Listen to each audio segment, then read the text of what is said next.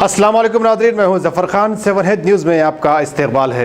ज़िले महबूब नगर में 15 बच्चे फूड पॉइज़न का शिकार हो गए हैं। क्या है ये मामला, ये जानने के लिए देखिए 7 हेड की ये रिपोर्ट। GST लागू होने के बाद हिंदुस्तानी मईशत इन्हितात पजीर हो गई। छोटे ताजिरों के चूल्हे ठंडे पड़ गए। फाहा कशी की नौबत आई। गरीब वैसे ही अपनी किस्मत पर आंसू बहाते रहे। उन्हें काम देने वाला कोई ना रहा। धीरे धीरे हालात बदले।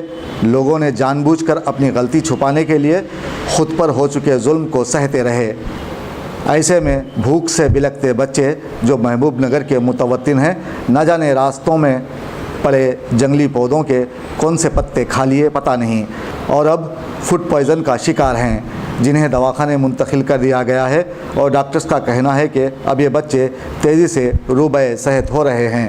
తెలియక కొన్ని విత్తనాలు ఆకులు తినడం మూలాన 15 మంది అస్వస్థతకు గురైనారు. ఎంబడే పీడియాట్రిషియన్స్ని ఫిజిషియన్స్ అలర్ట్ చేసి వాళ్ళందరికీ స్టమక్ వాష్ చేసి అబ్జర్వేషన్లో పెట్టాము. అందరూ స్టేబుల్గా ఉన్నారు, ఎవరు భయపడాల్సిన అవసరం లేదు.